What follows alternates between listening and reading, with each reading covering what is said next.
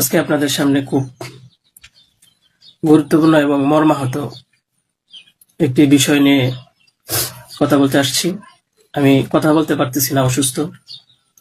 তারপরেও যদি কিছু না বলি তাহলে আপনারা হয়তো আমাকে সন্দেহ করতে পারেন। তাই আমি আমার কিছু কথা আপনাদের সাথে শেয়ার করার প্রয়োজন মনে করলাম।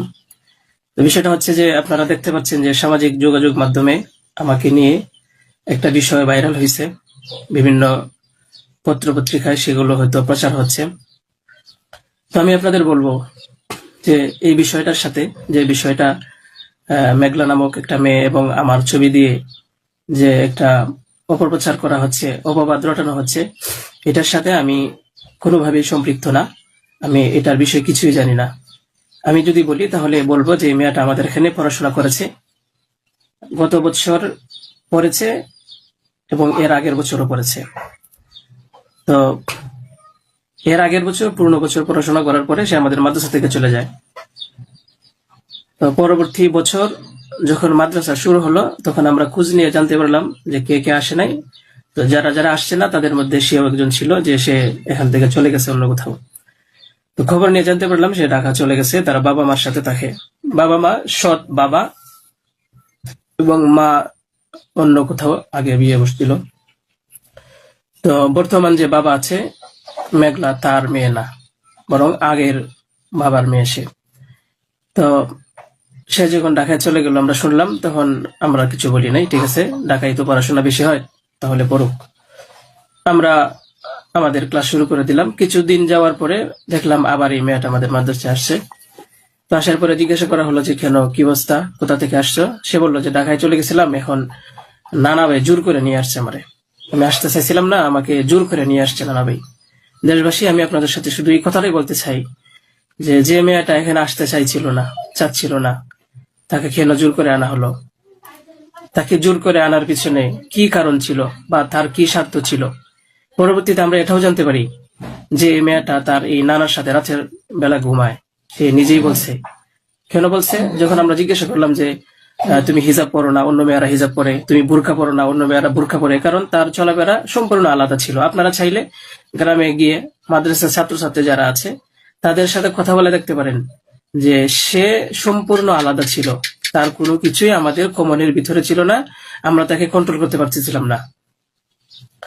তো সে এইভাবে কিছুদিন থাকার পরে আমরা ভাবলাম যে হয়তো তাকে আমরা রাখতে পারবো না, কারণ আমরা তাকে কন্ট্রোল করতে পারছি না। হয়তো মেয়েটা অন্য কোথাও গিয়ে যদি কন্ট্রোলে থাকতে পারে, পড়াশোনা করে, তাহলে এটা তার জন্য ভালো। তাই আমরা তার গার্জেনের কাছে বললাম, তার মাকে আমরা বুঝাইয়া বললাম। আমাদের উদ্দেশ্য এটাই ছিল যে তার মা যেন তাকে বুঝিয়ে বলে যায় যে হুজুরের কথা মেনে চলবা, মাদ্রাসার নিয়ম কানুন মেনে চলবা, এই কথাগুলো উনি বুঝিয়ে যাবেন। কিন্তু উনি কি করছেন যে ওনার মেয়েকে উনি বলছে যে না, আমি এখানে রাখবো না, নিয়ে চলে যাব। তো আমাদের এখান থেকে প্রায় 5-6 মাস আগে আমাদের মাদ্রাসা থেকে নিয়ে চলে গেছে। হয়তো পরবর্তীতে খবর নিয়ে জানতে পারলাম সিলেটে যেখানে উনি থাকে সেখানে নিয়ে গেছে। তো নিয়ে যাওয়ার পরে এখন কিছুদিন আগে আবার আসছে, এসে বলতেছে যে এই দুর্ঘটনা, যে খুব বড় সমস্যা। যে কথাটা শোনার পরে আমার মতো একজন সাধারণ মানুষ, আমি আর সহ্য করতে পারছি না, আমি আর নিজেকে ঠিক রাখতে পারি নাই।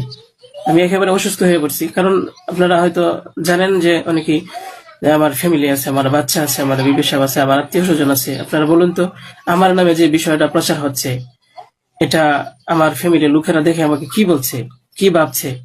আপনারা সঠিক তদন্ত করুন। আমি কখনোই দেশের আইনের প্রতি অবাধ্য না, আমি শ্রদ্ধাশীল।